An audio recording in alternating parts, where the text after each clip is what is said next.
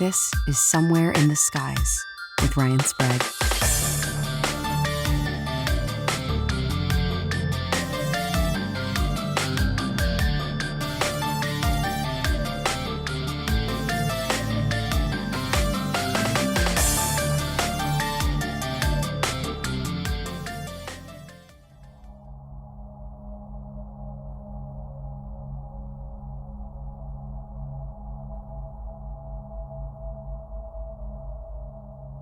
Let me talk about this thing that happened in 1973.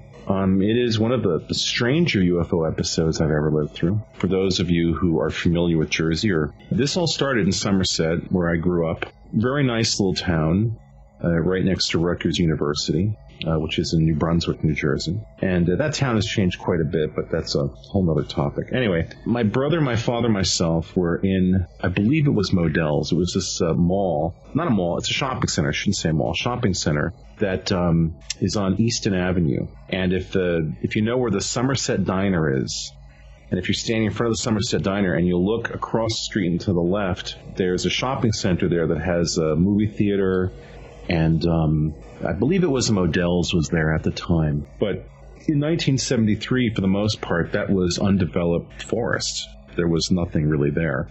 So we were coming out of the shopping center. My father was driving the car. I was sitting up front with him, and my brother was in the back seat. And so we're just coming out of the parking lot. I think it was JFK Boulevard, or it's John F. Kennedy Boulevard, I think is the name of the road there on the side. Anyway, we're coming out of the shopping center, and we notice that there is a disc that is rising from the trees. And when we noticed it, it was right above the tree line that seemed to be coming out of this forest. And it was a dark disc. It was hard to tell at that moment what the size of it was. We'll get to that in a moment. It was taking off, basically. It was coming up from above the trees. And what I specifically noticed was that beneath this disc, there were some objects of some sort. There were what looked like kind of a box, and these stalks. I remember 3 or 4 of these stalks of different lengths were underneath of this disc, like attached to it, but coming down. I don't remember there being a dome on top or anything. I don't think there was. What we really noticed were these things hanging from below it, and of course the fact that there was a disc taking off from the forest. And we saw this, and we got concerned. I mean, we all saw this. My brother, my father, and I all saw this thing. You know, my brother was very young. I was like 10 going on 11. My brother was 7 going on 8. And here's my father with me and my brother in the car, and mom's at home. And so we see this thing coming up from above the trees, and my father takes the left turn onto JFK and just is driving. And we didn't stop to look at this. Don't ask me why. I don't remember why. I think there was a level of concern at the time. But Dad took the left and is driving, and my brother and I are on, obviously the passenger side. I'm on the passenger side of the car. My brother's sitting right behind me. And we're looking out the window at this thing, and as we're driving, this thing is pacing us, still flying above the trees. It's essentially following us. It wasn't directly behind us. That happened when we took a left turn about I want to say a half mile down the road. To get to our house, you'd have to take a left. And we take this left, and now this thing comes across the trees, and now it's following us. Very obviously following us and pacing us, keeping track with us. And my brother and I are getting, sort of, I guess excited is one word, a little freaked out is another word. My father is driving faster. I think my father was really surprised. I was kind of fascinated, and this is a thing that, you have to sort of specify or qualify here. People like to think that if they're in a situation where they see a UFO, I'm going to stop and I'm going to sit there and I'm going to look at it and I'm going to be totally calm and collected. And that's just not the way this stuff plays out. And it's hard to describe to people who envision this going down a certain way. But if you're in the middle of it, what you really realize when this happens is that these are profoundly frightening things. When you see something that you have never seen before, and this was at a time, this is an important thing to qualify. At that time, this is 1973, the level of marketing penetration of the UFO meme was not at the level that it is today. Nowadays, people look at the images of the Greys and, there's little dolls and there's little toys and this has all been marketed and people have been conditioned in a way where maybe now people will be a little more open about it and maybe less frightened of it. But in 1973, this was certainly not the case. This was weird stuff. So we're driving along, and my father is indeed trying to maintain some semblance of normalcy to whatever degree he could. My brother is having a bit of a meltdown in the back seat. He was excited, but not knowing what to make of it. And I can tell you that I was fascinated, but I was a little scared because there's this realization now that this thing is following us. So we're driving along. We're taking turns to get to my house, and for anybody interested in specifics, we had a house on 27 Patton Drive. You can look this up on the internet, certainly on Google Earth. We were at 27 Patton Drive. Really nice little neighborhood. Still is a nice neighborhood. Very, very squarely middle class, slightly upper middle class, but nothing pretentious. Anyway, so we're driving, and we're taking turns, multiple turns to get to the house, and this thing is taking the turns with us. It essentially was behind us off to the side, and it wasn't very high up in the air. I'm going to guess it was maybe 400 feet up, maybe 300 feet up. And what I remember is these stalks underneath of it, because that's kind of what I could see. I could see the outline of the disc. It was a dark disc. It wasn't shiny metallic. It was darker. I couldn't tell if it was really shiny at all, even though it was dark. It seemed fairly matte. And, well, so this is the thing that's following us, and it's not going in front of us. It's kind of maintaining a certain distance. We take the turn onto Patton Drive, and we go up to the house, and my father would always park in the driveway outside. Across the street from us, there was a family called the Ferrises.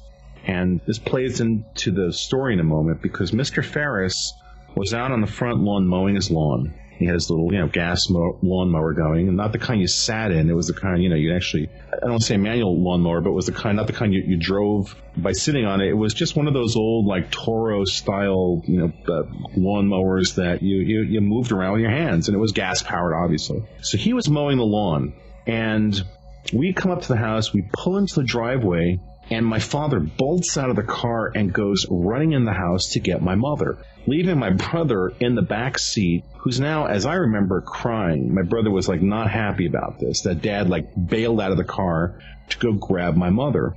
But I get out of the car and I move away from the car, walking, kind of moving back towards the street, because at this point the disc moves into position over our house, and it is now hovering, I want to tell you, maybe 200 feet, maybe 300 feet above our house.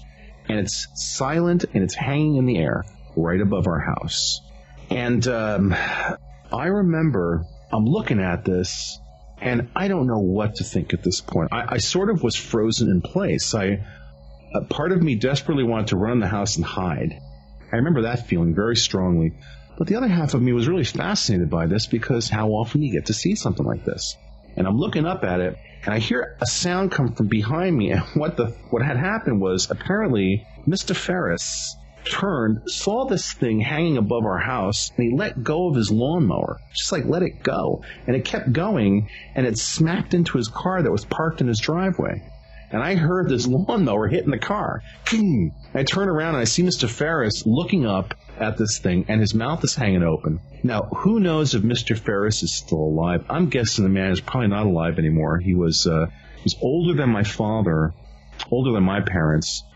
I'd be curious to know. I don't think they had kids. I really, honestly, right now, I don't remember if they had kids. They weren't my age, because I wasn't friendly with them. When you're a kid at that age, when you're 10, 11 years old, if you don't interact directly with people, they're not even on your radar, basically, so to speak. So, essentially, I'd be curious to know if Mr. Ferris is still alive, if you ever heard this podcast, or if he had kids that heard him tell his story, because I'm sure that he told people about this, and we'll get to that in a moment. Anyway, he saw this thing.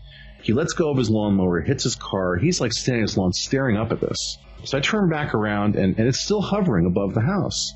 And my father comes out with my mother, and my mother runs to the car to get Barry, but she's looking up at this thing too. Again, you kind of couldn't help it, but she also heard Barry crying in the car, and she ran to grab him. And this is where things get really strange, because I'm looking up at this thing, and to my right and from behind me, all of a sudden I hear this really loud sound, and it's a helicopter. This helicopter came out of I guess, basically nowhere. This thing came screaming out of nowhere. It was I don't want to tell you it was a black helicopter. It was a dark helicopter with no markings. That much I can tell you. It was a dark color. I don't remember seeing any numbers or anything on this thing. This helicopter comes screaming out of nowhere at a very low altitude, and it's making a beeline right for this disc. It comes right for the disc. I turn around, and this is something that really needs to be mentioned. What happened is this helicopter goes right for the UFO, right for this disc. And I'm watching this happen right in front of me. I mean, it's just like I'm staying maybe, 30 feet away from my house, maybe 40 feet away from the house.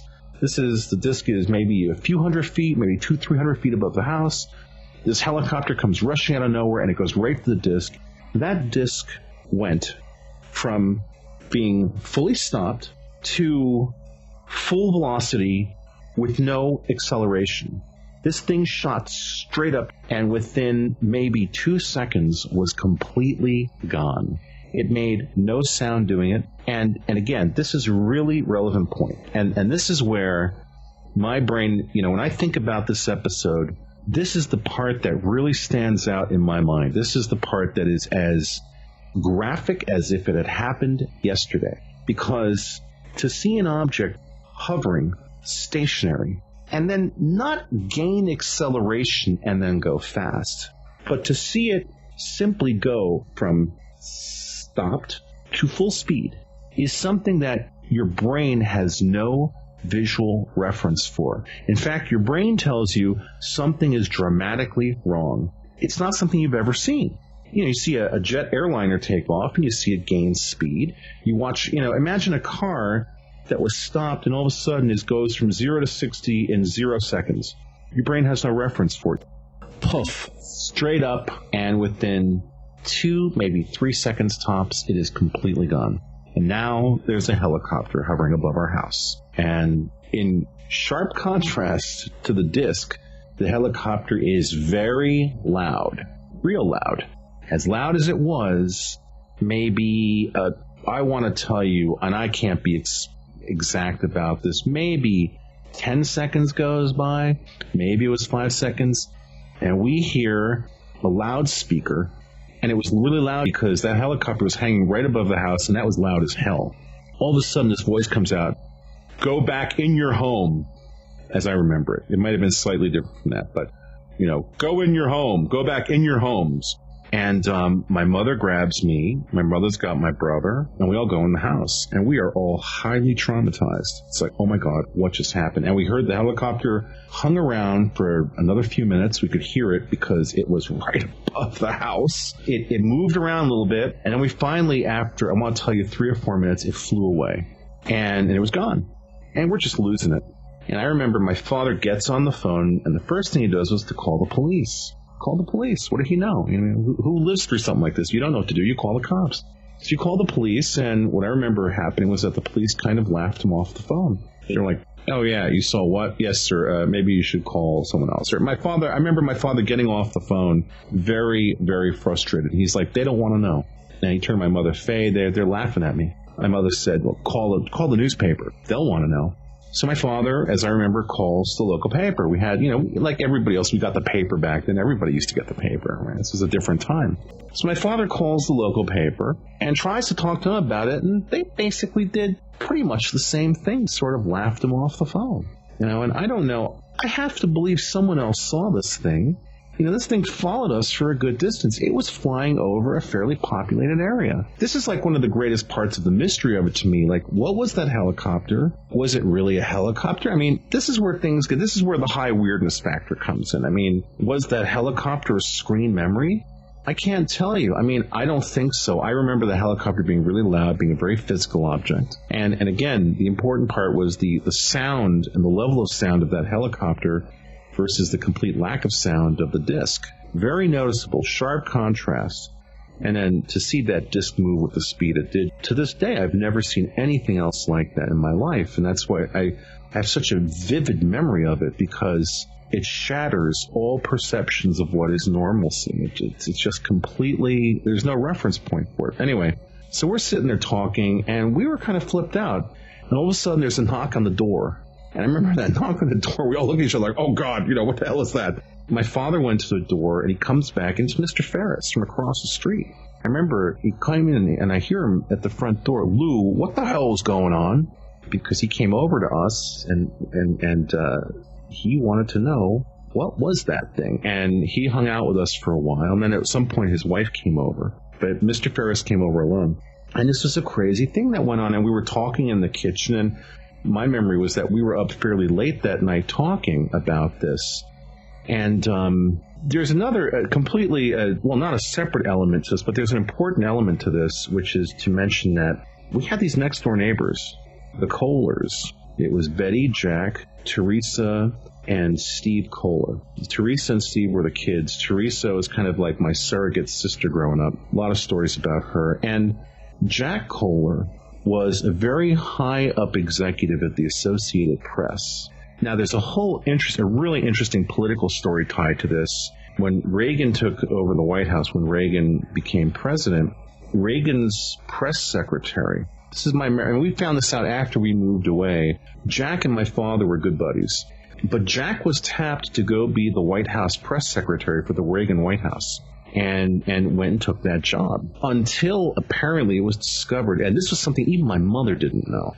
Now, Jack was German. My mother was a German national born in Berlin. And so her and Jack spoke German all the time to each other. And that was part of the friendship that we had with them, where they would practice German with each other. And what we found out years later, this is what happened. It's really crazy stuff. And I'll tie it back into this other story in a moment. So Jack goes to be the press secretary for the White House. And he was in that job, I think it was a little over a year, until it was discovered. Somehow, someone figured out, or came out, that Jack had been a member of the Hitler Youth growing up in Germany. And all of a sudden, he's gone from the White House. And in fact, Jack basically vanished. And I bring up Jack Kohler because my father got in touch with Jack. He said, Jack, this thing happened. Jack basically said to him, you don't want to pursue this, Lou. You don't want to do it. Because my father wanted to find out, why did the police sort of joke him off the phone? They laughed him off the phone. Why did the newspaper not want to know about it? So I remember him talking to Jack Kohler about this, and Jack said, Lou, you don't even want to pursue this. I don't really want to talk about it. You don't want to pursue it. There was this real deep discomfort on Jack's part to even discuss this with my father. He didn't want to talk about it, which I found to be very curious. Anyway, I'm dying to know if there was anybody else who lived in Somerset in 73, and this would have been, the time of year was summertime, because I remember that, I remember we weren't wearing heavy clothes or anything. It was fairly warm out, so this would have been summertime. I'm dying to know if anybody who lived in Somerset in 1973 in that general area. And so if you think about the Somerset Diner and you think about Patton Drive and how to get between those two places, anybody who lived in that area that would have been outside then would very likely have seen this. I was there. I don't know what the hell happened. I don't know what this was. I don't. And I'll go on record saying I have no explanation for this. I am just recounting an experience from my life. I don't proclaim to understand this even, and I don't. But I know what I saw. So, my brother, and I didn't tell him I was going to talk about this on air. He doesn't know that I'm doing this right now. He and I have talked about this episode, though, in recent years. And he said he had a memory of this, but it wasn't as clear as mine, which stands to reason. He was younger. It was a different level of perception going on. But this was my first really big UFO experience. And it was a doozy, man. It was a heavy one, and there are some elements of it that really, as I said, remained with me. The speed, the one really big call-out thing was the speed that this thing moved away with straight up, and the fact that there was no sonic boom, the fact that there was no acceleration. If I had to guess, I would say that there were some clues that this episode gave me about what these things are to some extent, in that if you're going to have a craft that's going to be able to move through air and not produce a sonic boom, what that suggests to me is A, this thing might have been changing the density of the air in the trajectory path in which it was going to move. B, that when this thing actually moved, it was less than a completely material object. And again, I'm not claiming that this is an absolute. I'm just saying there's a clue there. I've lived through these things, and I feel compelled to talk about them. And I'm not exactly even sure why. I think for no other reason to get them off my chest. It feels good to talk about this stuff. Hey, Ryan, this is Luke in Michigan, calling to tell you a UFO story that I have that I just saw a couple nights ago, and I feel like I need to report it to someone. So you're the best person I know for that. So my brother and I, it was Saturday night, 2 nights ago, and we were having a bonfire in my front yard. Now, I live in a rural part of northern Michigan, sort of in a neighborhood that's out in the woods.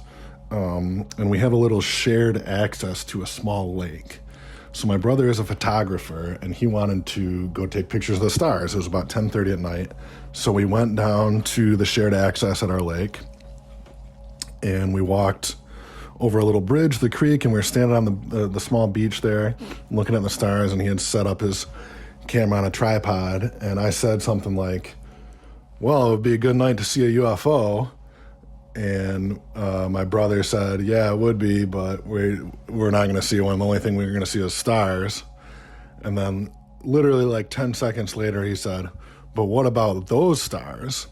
And he pointed to the northwest of us, and there were 4 what looked like stars that began moving away from each other. So they were like spreading out at a consistent rate, right? And they did that for maybe 10 to 15 seconds, and then they gradually faded out from view, which I don't know if they were, somehow disappearing or just getting too far away to see. But moments later, 3 lights came back in and moved from left to right, sort of at the same pace in a line, and then faded out again. I guess left to right would have been south to north from where we were standing. And this sort of thing continued for at least half an hour, maybe 40 minutes. We stood there and watched these lights fade out, then fade back in, and then move, usually left to right or south to north, but occasionally there would be, for example, 2 moving left to right, and 1 would move right to left, or towards the south. Occasionally they would move up and then fade out, or down and then fade out. Occasionally there would be 3 or 4 that would fade in and then move in different directions for 5 to 10 seconds and then fade out. And it was always at a consistent pace, right? Which made us think, satellite, right? But the way they were moving was not a satellite, because they were not moving across the sky. They were staying in one area of the sky and then fading in and out. And occasionally they would pause and stop, right, and then fade out, or pause for a while and then move in a different direction. They never went very fast, and they never came toward us that I could see. Now, it's really hard to estimate distance because these were just points of light. There was no sound, and, it was really hard to tell how far away they were. It seemed like they were pretty far away. If they were far away, that was the direction of Lake Michigan. So, our thought was potentially this is something that's happening out over the middle of Lake Michigan, if these are, larger things that are far away. We also thought of planes, but clearly these weren't planes. We saw some planes that went across the sky at the same time, and, the planes, you can see the blinking lights, you can see the red and green. And also they just go in a straight line across the sky, which is not what these were doing. So the other thought we had was some kind of, helicopter search deep over Lake Michigan. And we looked into that. I checked with the Coast Guard. They didn't say, the guy said he didn't know of anything. He'd get back to me, never got back to me. I didn't see anything in the papers, which I looked. I suppose there could be something like that, but they would have been really far away because they were such small lights, and there was no sound. So we watched these lights do this for like I said, 30 or 40 minutes, and eventually we got cold because it was getting on towards midnight at that point, and we wanted to go home. And so my brother packed up his camera. Now, he does have photos of these and a video. It's not the greatest video, but he does have a really good camera, and he got something. But, it's far away in a really dark night. But I'd be happy to send that if anyone would be interested in that. And the crazy thing is we packed up to go home while these were still going on, and then we have to walk across this bridge across a creek. And we paused on the bridge because he wanted to take one more picture of the stars. And we looked back, and there was nothing going on. It was almost like it was doing it, whatever these were performing for us. And once we decided we were done watching, this phenomena decided it was done performing. So, could have been just a coincidence also. But it was a little bit weird that, they appeared when we said we wish we could see a UFO, and then they, faded out and didn't come back when we decided to go home. I'm not one of the, I don't want to be one of these UFO guys that thinks, immediately it's aliens, right? I am looking for a conventional explanation. Talked to my dad, who's kind of a science guy, about it. He didn't have any explanation, but, I'm open to some sort of conventional explanation. That's actually what I'm looking for. But, other than that, I'd be happy to answer any questions people have or anything like that. But that's what happened. We came home. We didn't see anything else the rest of the night, and that was it. All right. Thank you.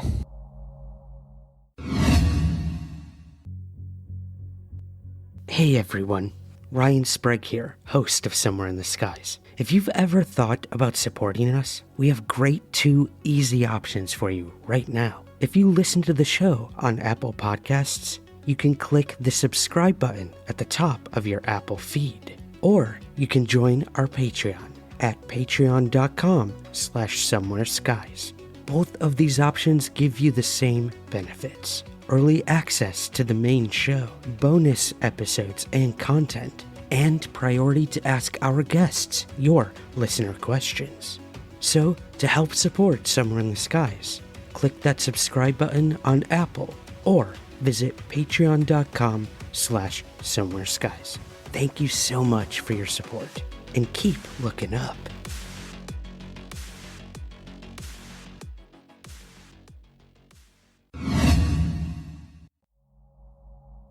I'm going to tell you a really incredible story that I have firsthand information on. The story begins at Loring Air Force Base in northern Maine near Limestone back in 1975. The 42nd Bomb Wing consisted of 2 air refueling squadrons and a bomber squadron. The bombers' mission was to support emergency war orders armed with nuclear weapons. I'd like to give you some background about the UFOs over Loring before we get into the details of the formation flight. A couple of weeks, or maybe even as few as a couple of days before this particular formation flight, a meeting was called by the 42nd Bomb Wing for all of the flight crews for all 3 of the flying squadrons to be held at the alert facility. So this was unusual. It was the first time that it happened for me and all the time that I had been there, so I was kind of curious as to what this is going to be about.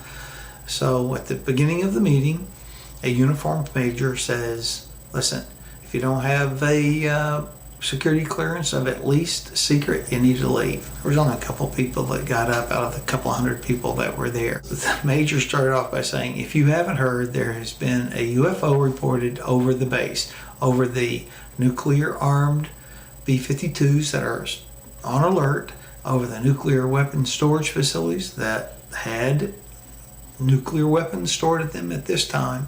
So it was very, very serious situation, and that's what this meeting was all about. It's hovering without making any sound. It does have a few lights. It moves erratically. It can move very quickly, unconventionally, rapid straight line movements, straight vertical movements. Can turn without any apparent radius in the turn. So it's a pretty incredible technology. the wing staff was pretty concerned about it, so they had notified SAC headquarters.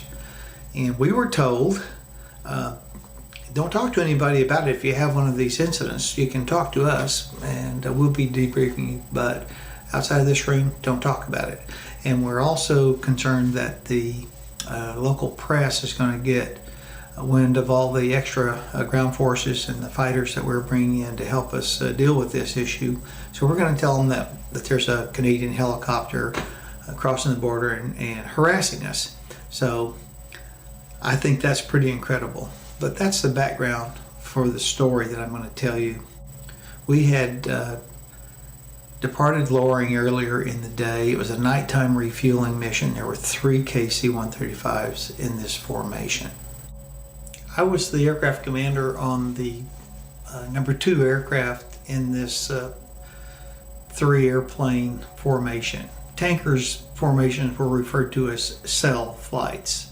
There was a lot of vertical separation, a lot of horizontal separation, and there was none of this. We're right flying like the fighters do, this kind of stuff. No, we were way vertically clear. I think 1,000 feet, and I don't know, half mile maybe. So it wasn't very much fun. It was just kind of boring actually to be in a formation flight in a tanker. However, the mission was pretty routine. I don't remember. It was unremarkable in almost every way until we started back, and that's where the fun begins. That's where the action happens. So we are coming back from a refueling mission somewhere south of New York, offshore a little ways. I believe it was with F-4 Phantoms. Just a routine training mission for both the Phantoms and for us. So as we are somewhere close to, I think somewhere between Bangor and Portland, northbound, coming back to Loring Air Force Base, the command post at Loring contacted us, which was not routine, but not completely out of the ordinary. But when they asked the aircraft commander of the cell leader, the aircraft commander of the number 1 tanker, to change radio frequencies and stand by, they had an important radio call that they wanted to talk to him about. That was pretty unusual. So it didn't take me long to say, hey, I'm going to take one of my spare radios and go listen and see what this guy is going to get briefed on. So I tuned in. Number 3 tanker probably had the same curiosity. He did the same thing, I'm sure. And we're listening to the command post telling the cell formation leader, listen, the UFO is over the base again right now. And we want you to pass off the leadership of the formation of the cell flight to the number 2 aircraft. And then we want you, number 1 aircraft, to turn your lights out, turn your radios off, and head straight to the base at your own discretion. Altitude, airspeed, path, whatever, at your own discretion. Which is unusual, very unusual to hear that. Incredible, as a matter of fact. So I was quite shocked. So the cell leader acknowledges and says, will do.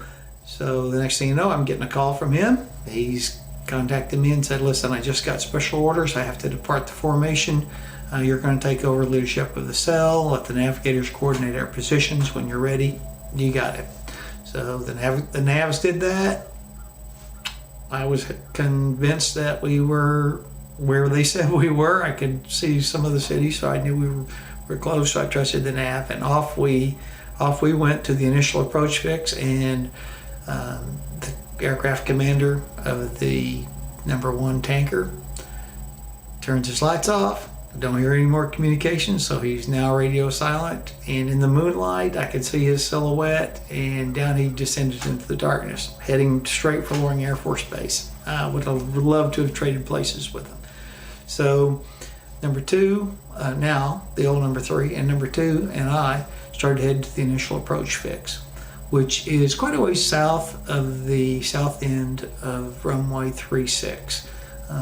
runway 36 lands to the north. So going straight to the base is a lot faster, and everything unfolds with that aircraft as he approaches the base well before I make it to the initial approach fix. I start hearing tower channel frequency communications that are really exciting. I've heard some combat radio discussions during some bomb strikes with the F4s, so I can recognize a little stress in the voices, and that was definitely stress in these voices. I wouldn't call it panicked, but it was bordering on frantic as they're talking about, did you see it? Where is it now? Which way did it go? Oh my God, there it goes. And it's down on this end of the runway. It's over East Loring. No, it's back over the alert bombers. And that kind of communication back and forth, quite a few different people talking on the tower frequency. I don't believe I could hear the tanker's crew members chiming in. I'm not sure I would have recognized them. Maybe I would have. I do know that when the tanker is at elevation, with KC-135 is at elevation, their radar, forward-looking radar, has like 240-mile range. I'm not sure what it is. It's substantially reduced at ground level, and they were flying in really, really low, I believe. So the fact that they lost radar contact with the UFO in almost an instant is remarkable in itself. And then they said, I did hear the communication say something to the effect of, we've lost it. And then as quickly as the communications had started on the tower frequency, they ended. So that was kind of the end of the excitement. And my wingman and I continued our normal approach to runway 36. We broke up the formation just after we hit the initial approach fix. So I landed a couple minutes later. The second airplane landed and taxied in. It is in the middle of the night. There's not a lot of action going on at the base that we can see. And we proceeded to our squadron, normal debriefing room. Had a couple of beers, filled out some paperwork, and we're dying to talk to somebody that knew anything about what had just happened out on the base. Couldn't find anybody that either knew it or dared talk about it. So that was kind of the end of that night. The tanker that had departed the formation and gone off to chase that UFO was absent from the briefing room when we got there, and then all of a sudden I remembered that he must be debriefing the major, the same major that gave that meeting that I talked about earlier in this clip. However, the end of the story gets even a little bit more bizarre, because I see the aircraft commander of the first tanker. I'm not going to say his name. I've almost slipped a couple of times and said his name, but I don't have permission to get him involved in my UFO story, so I'm not going to say his name. I see him walking along in front of the base exchange, the BX over at Loring. Just a couple of days after the flight, I believe. So I pulled my truck over and got out and went running over to him and said, what in the hell happened the other night with that UFO? And he looks at me and he goes, I can't talk about it. I can't talk about it. You wouldn't believe me if I could talk about it. So that's the end of the story. And as incredible as it is, that's as true as I can remember. It's been a long time ago, but I had a lot of experience at the time of that incident, and I've had a lot of experience in the cockpits after that experience, but I've never had anything as incredible as that happen. Hope you enjoyed that story. I enjoyed telling it.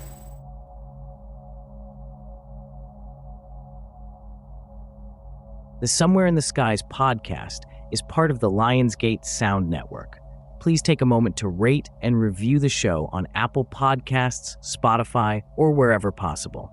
Thank you for listening.